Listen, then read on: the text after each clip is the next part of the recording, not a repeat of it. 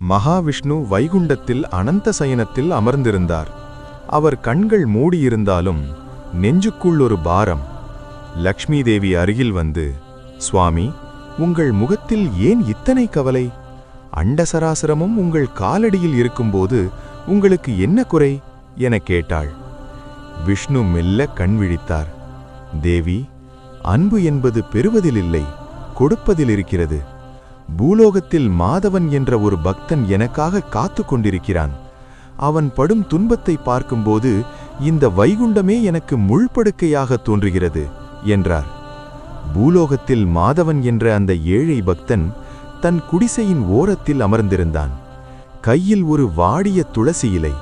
பல நாட்களாக அவனுக்கு உணவில்லை. ஊர் மக்கள் அவனை சூழ்ந்து கொண்டு கேலி பேசினார்கள். மாதவா, உன் மகாவிஷ்ணு உன்னை கைவிட்டு விட்டார். பார்க்கடலில் அவர் சுகமாக தூங்குகிறார். நீ இங்கே பசியால் சாகிறாய். இன்னும் ஏன் அந்த சிலையை பார்த்து கதறுகிறாய் என்றனர். மாதவன் மெலிந்த குரலில் பேசினான். என் பகவான் என்னை மறக்கவில்லை. அவர் எனக்காக வைகுண்டத்தில் அழுது கொண்டிருப்பார். அவர் வர தாமதமானால் அதற்கு என் பக்தியில் ஏதோ குறை என்றுதான் அர்த்தமே தவிர அவர் கருணையில் குறையில்லை. அந்த வார்த்தைகள் வைகுண்டத்தையே உலுக்கியது. இனி என்னால் அமைதியாக இருக்க முடியாது என்று கிளம்பினார் விஷ்ணு. ஆனால் ஒரு நிபந்தனை, அவர் கடவுளாக போகக்கூடாது, ஒரு சாதாரண மனிதனாகத்தான் செல்ல வேண்டும். மழை பெய்து கொண்டிருந்த அந்த இரவில் மாதவனின் குடிசை வாசலில் ஒரு முதியவர் வந்து நின்றார். உடல் நடுங்க, பசிக்கிறது, தர்மம் செய்யுங்கள் என கேட்டார். மாதவனிடம் கொடுக்க எதுவும் இல்லை.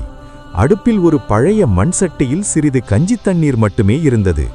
அதை அப்படியே எடுத்து வந்து அந்த முதியவருக்கு கொடுத்தான்.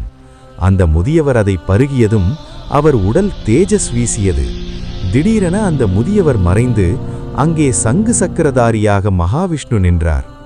மாதவா, பசியில் வாடும் எனக்கே உன் உணவை தந்துவிட்டாயே, உனக்கு என்ன வரம் வேண்டும் என கேட்டார். மாதவன் அவர் காலடியில் விழுந்து அழுதான். பிரபோ, எனக்கு அரச போகமோ ஸ்வர்க்கமோ வேண்டாம். நீங்கள் அந்த பழைய கஞ்சியை குடிக்கும்போது உங்கள் கண்களில் ஒரு துளி நீர் வந்ததே, அந்த ஒரு துளி கண்ணீருக்காக நான் 1000 பிறவிகள் பசியோடு இருக்கத் தயார். உங்கள் அன்பு மட்டும் எனக்கு போதும் என்றான். விஷ்ணு அவனை தூக்கி அணைத்துக் கொண்டார். பக்தன் அழும்போது கடவுள் ஊடி வருவார் என்பது விதி. ஆனால் கடவுளையே அழவைக்கும் அன்பு உன்னுடையது. இனி நீ என் இதயத்தில் வாழ்வாய் என்றார். அந்த குடிசை ஒரு பிரகாசமான ஒளியால் நிறைந்தது. உலகமே மௌனமாகி அந்த மகா அன்பை பார்த்து கொண்டிருந்தது.